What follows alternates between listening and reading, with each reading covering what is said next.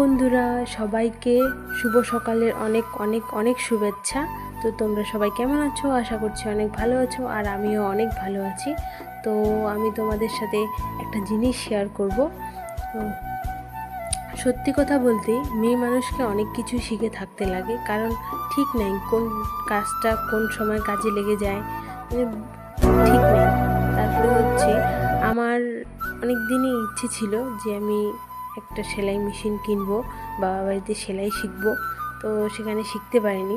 তো আমার বর আমাকে মেশিন কিনে দিল আজকে।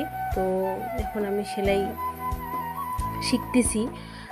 আজকে এমনিতে সোমবার, তো ভাবলাম যে মেশিনটা নিয়ে আসলো তাহলে একবারে পুজোটা হয়ে যাক। তো সকালে একবার স্নান করা হয়ে গেছে, তো আমি রান্না করলাম, রান্না শেষে আবার স্নান করলাম, স্নান করে এখন পুজো দিব।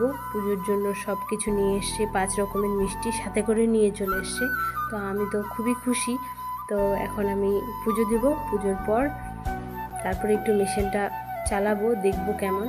আর আমি ডবল মেশিন নিয়েছি উষা কোম্পানির। তো এটা পড়েছে 11,500 টাকা।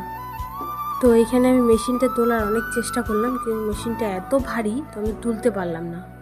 ভিডিওটা ভালো লাগলে অবশ্যই পাশে থাকবে আর